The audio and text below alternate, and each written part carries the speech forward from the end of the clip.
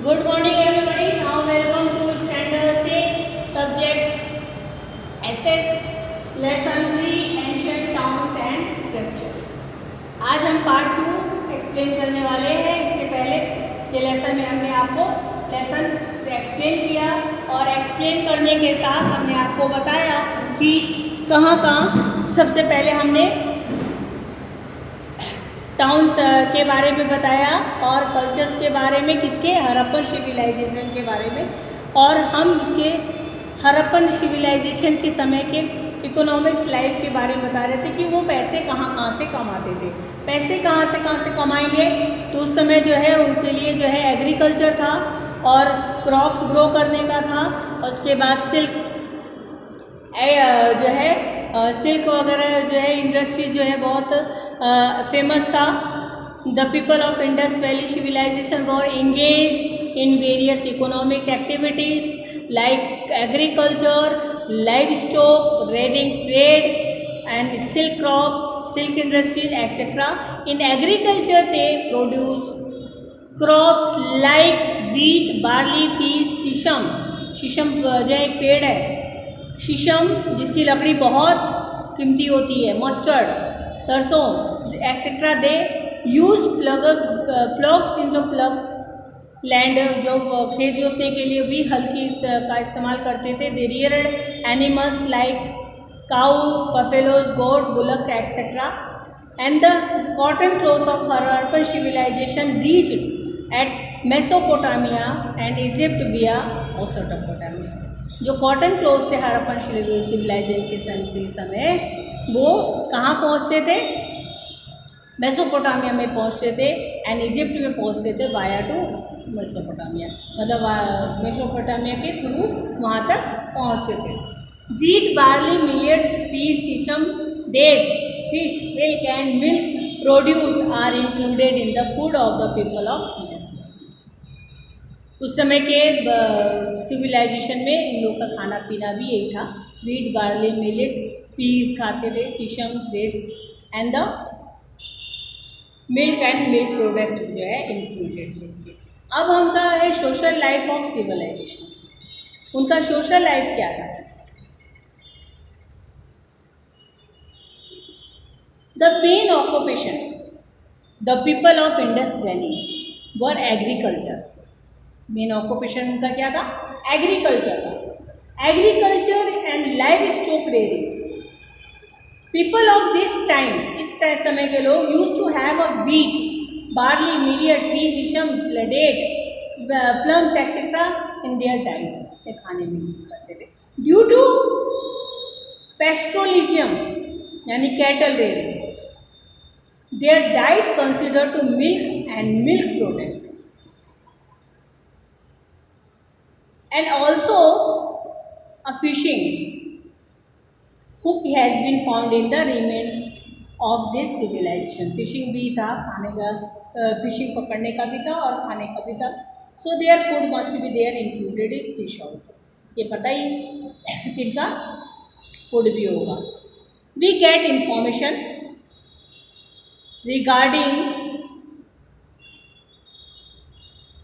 entirely of the people of that time on the basis of sculpture। शास्त्रों के अनुसार, basis of शास्त्रों के अनुसार कि इस समय के लोग जो है get information regarding entirely from valley civilization. Men and women हर wore two clothes. They wore cloth similar to dhoti on their waist and the upper part of their worked in the short cloth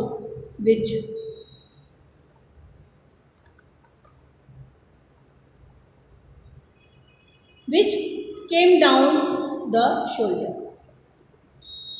They mainly used to clothe cotton clothes. They were also familiar with the woolen clothes.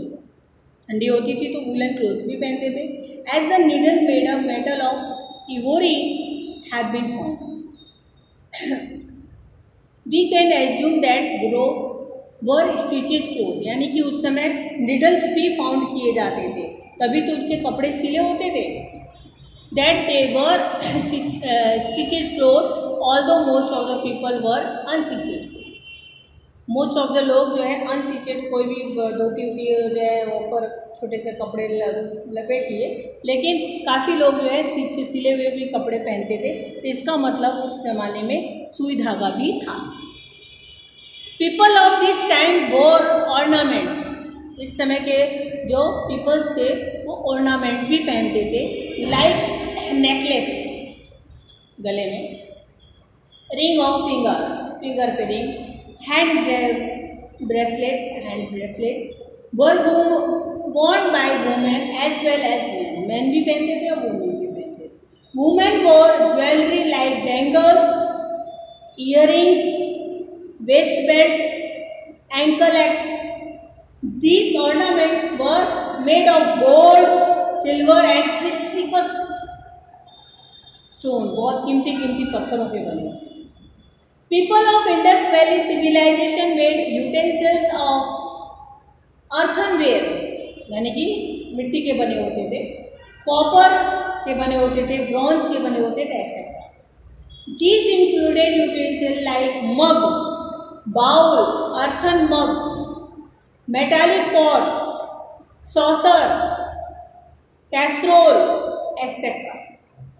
People of Indus Valley civilization made special type of toys for their children.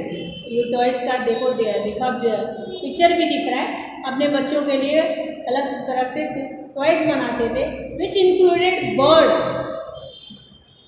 Shape में होता था, whistle, rattles, carriages, cards, marbles, toys in the shape of birds, animals, man and women. In a way, creativity and artist of these people is expressed in these toys. मतलब ये toys को देख करके लोगों को ये लगता था कि उस जमाने के जो है उन लोग के दिमाग में क्रिएटिविटी बहुत थी, तरह तरह का कुछ भी करने की इच्छा थी उनकी।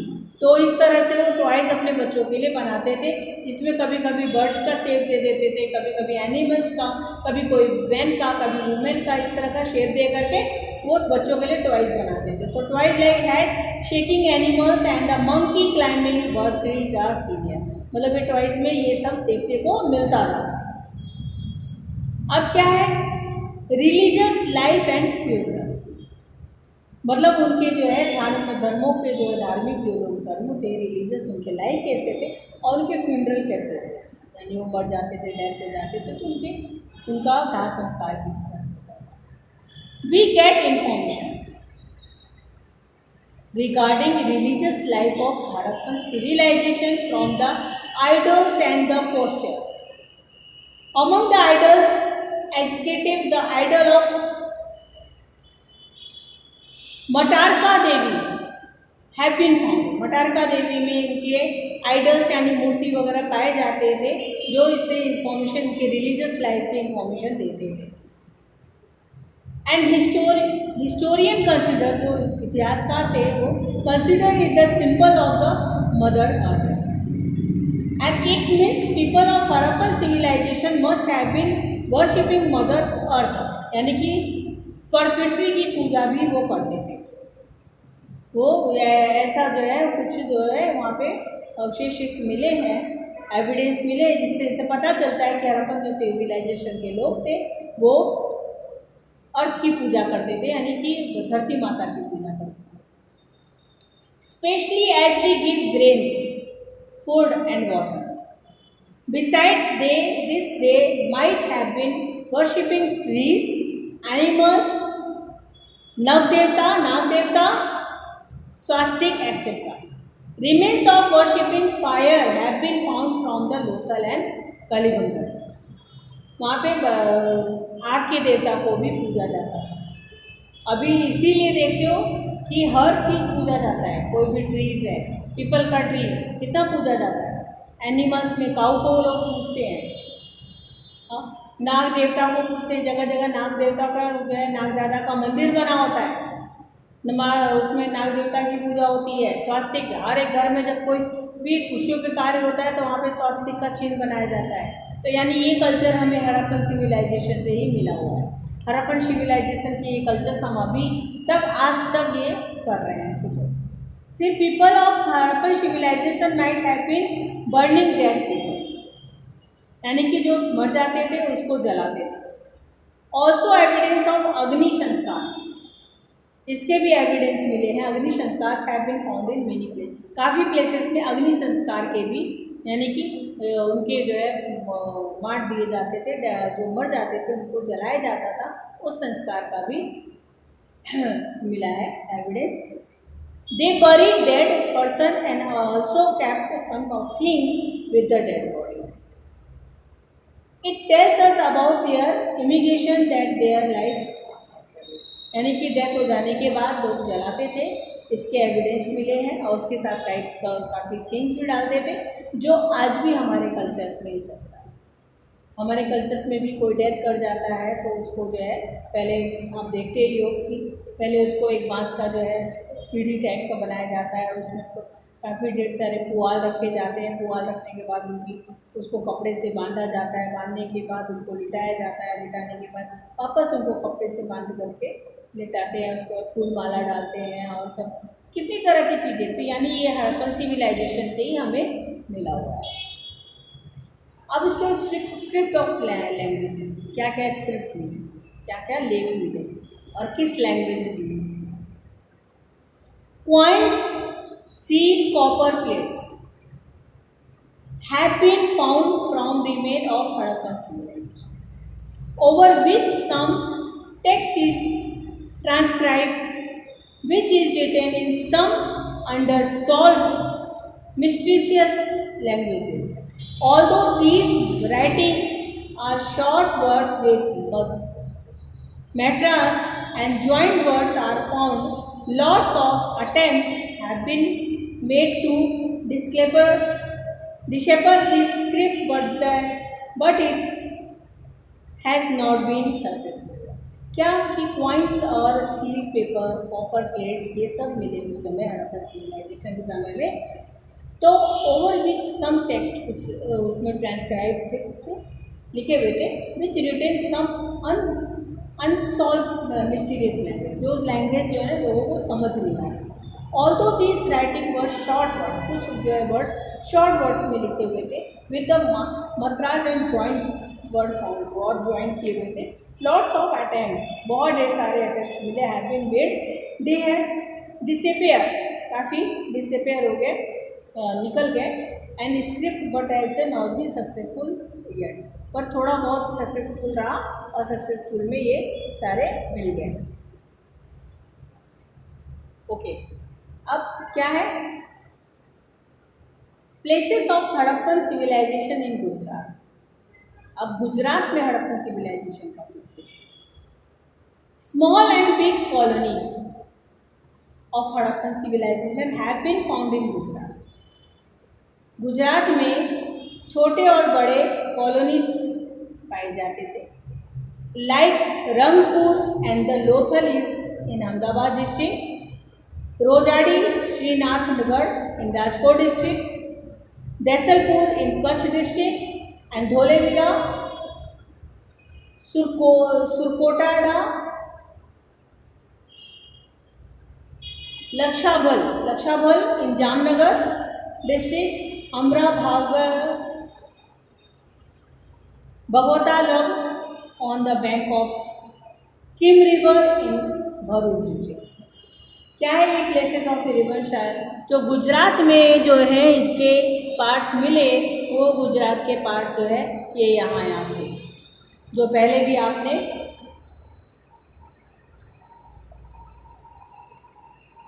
धोलेवीरा के समय में और लोथल के समय में ये पढ़ा कहाँ थे। अब end of the civilization, Harappan civilization का एंड कैसे हुआ? दिस हिस्टोरियन, लोगों मतलब जो इतिहासकार थे उनका बिलीव था कि ऑफ हड़प्पन सिविलाइजेशन में भी एंडेड, इनका जो अंत हुआ, पतन हुआ बिकॉज ऑफ अर्थक्वेक, जब बहुत बड़ा अर्थक्वेक आया, यानी भूकंप आया, फ्लड आया, एपिडेमिक ऑफ एक्सटर्नल इनोवेशन आया। However for today's historian that end of has been subject of research. अगर रिसर्च में ये पता चलता है कि इनका जो है पतन, हड़प्पन सिविलाइजेशन का पतन इसी तरह से हुआ, लेकिन फ्लड का अर्थक्वेक और एपिडेमिक और एक्सटर्नल इन्वेशन इस की वजह से हुआ, और इसके बाद ये हड़प्पन सिविलाइजेशन के लोग जो है, लेकिन इनके कल्चर्स आज भी हमारे में विद्यमान हैं। ठीक है, ये हमारे कल्चर्स आज भी हमारे क्या कहते हैं, हमारे कल्चर्स में, हमारे सिविलाइजेशन में आज भी है। अब हमारा है अवर एंशिएंट टाइम, पुराना ज़माना। पुराने ज़माने में आपको पता है there are 4 Vedas. Vedas are, there are 4 Vedas. पहला है Rigveda, Yajurveda, Samaveda and Atharvaveda. Rigveda is our oldest text. इन सबसे पुराना जो है ऋग्वेद है, जो included 1028 hymns which are called suktas, यानी कि उसके अंदर इतने ढेर सारे हिम्स हैं, और जिसको हम श्लोक शुकात्स बोलते हैं, शुकेस बोलते हैं, शुक्तिस बोलते हैं। ठीक है, ये suktas. Rigveda is a repository of ancient knowledge. Rigveda से जो है ना पुराने ज़माने के नॉलेज के बारे में पता चलता है। It is written in old Sanskrit और वैदिक संस्कृत लैंग्वेज। ये जो है ओल्ड संस्कृत लैंग्वेज और वैदिक संस्कृत लैंग्वेज में लिखा गया है। With the help of Rigveda we get information about political, social, economic and religious life of Aryans. Aryans के समय जो है, जो हमारे देश के आर्य जाति के लोग हैं, वो आर्य जाति के लोगों के बारे में सारी बातें पता चलती। हिस्टोरियन और archaeologist study Vedas along with the relics to know about history. Some of the hymns of Rigveda are in dialogue form. कुछ जो है ऋग्वेद के हीमन्स जो है वो डायलॉग के थ्रू है, यानी 2 लोगों के बीच में बात करता हुआ जो है ऋग्वेद का भी। अगर अभी कभी आपको के पास टाइम हो तो आप लोग जो है ये वेदेस जो है ये कहाँ मिलेंगे। अब तो आपको यूट्यूब और गूगल पे सर्च मारोगे तो सब कुछ मिल जाएगा। तो इन वेद के बारे में अभी बोलते हैं कलयुग आया है। कलयुग के बाद देखो क्या है, त्रेता युग, मध्ययुग, क्या है, ऋग्वेद, यजुर्वेद, सामवेद एंड अथर्ववेद, त्रेता युग, मध्ययुग, कलयुग राजवंश है। एक तो जो है ना कहावत है, ऋग्वेद, यजुर्वेद, सामवेद, अथर्ववेद, त्रेता युग, मध्ययुग। त्रेता युग गया, मध्ययुग गया, अब ये कलयुग आया। हम लोग कलयुग में हैं। अब ये कलयुग भी जो है कोरोना वायरस की वजह से ख़त्म होने वाला है। ठीक है, तो ये कलयुग भी ख़त्म हो जाएगा। फिर क्या आएगा, खट युग आएगा।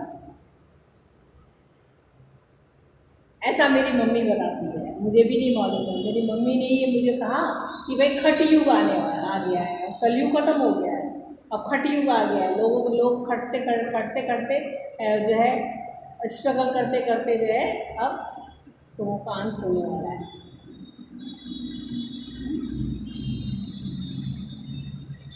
ओके, नाउ ऋग्वेद के बारे में पता चल गया। Rigveda is the oldest scripture in Indian literature, यानी कि शास्त्रों में सबसे पुराना जो है ऋग्वेद माना गया है। It is divided into 10 parts, जिसमें मंडल्स और सिविलाइजेशन और remain of the fishing book have been. और ऋग्वेद इंक्लूडेड 1028 प्रेयर्स, प्रार्थना, ह्यूमन्स कॉल्ड शुक्ता। ठीक है, there are reference of life common man of in Rigveda.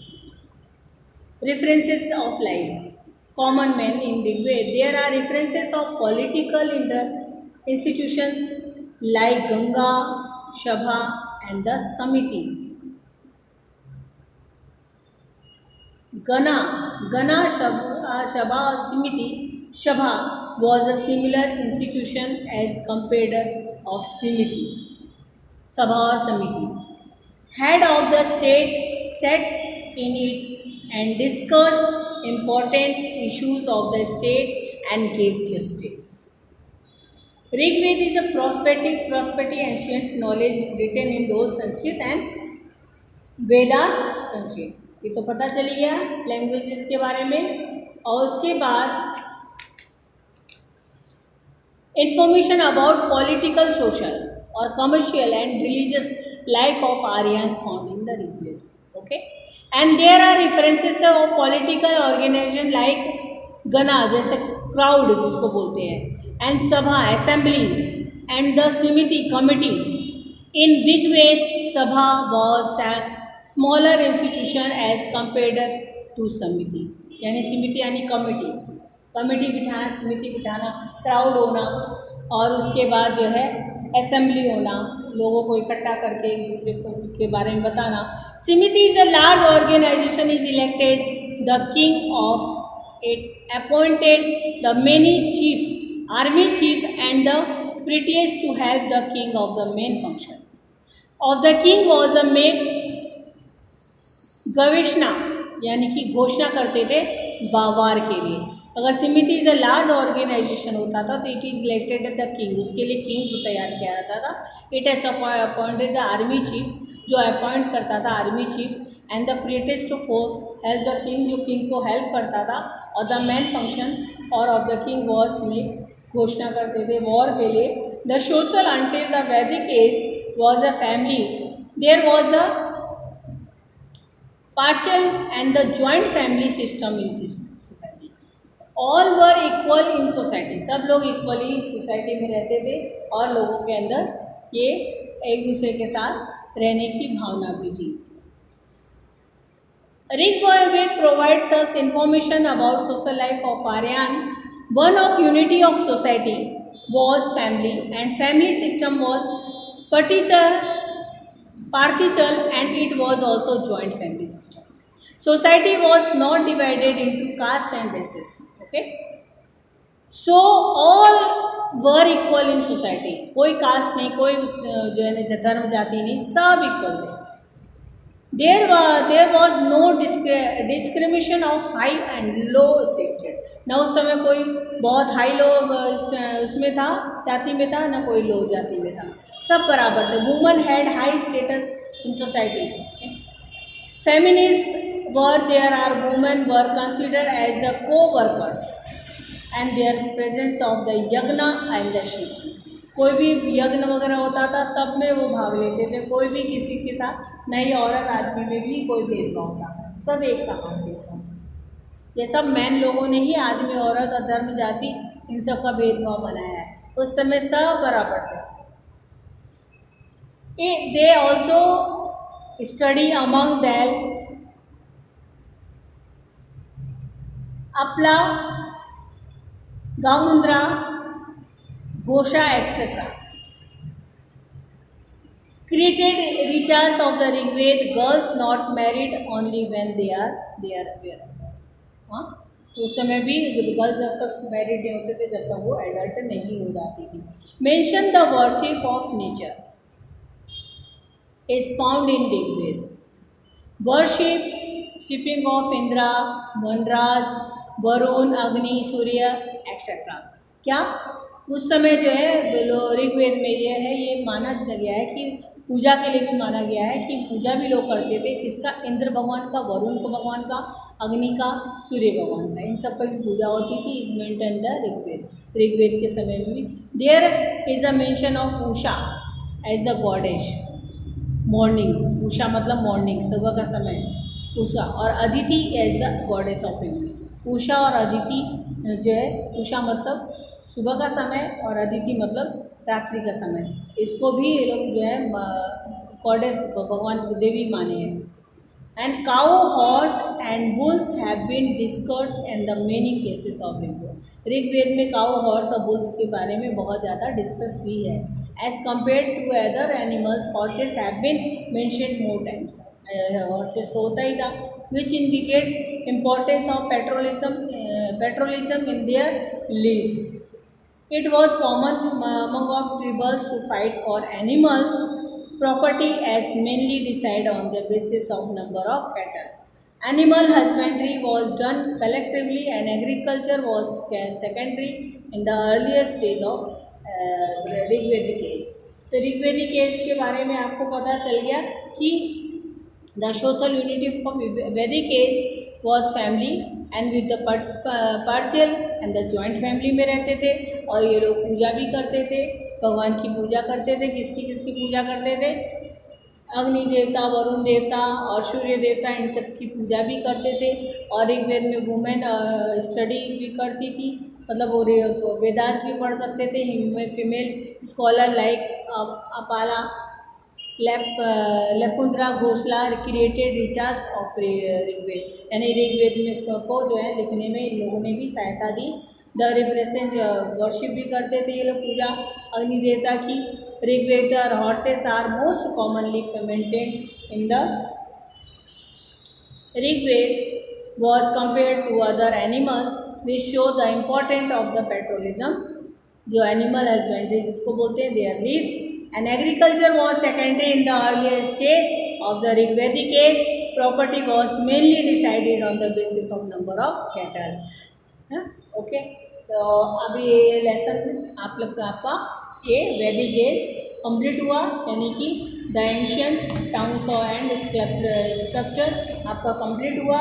अब उसके बाद नेक्स्ट वीडियो में हम आपको इससे रिलेटेड एक्सरसाइज वगैरह कराना शुरू करेंगे। ओके,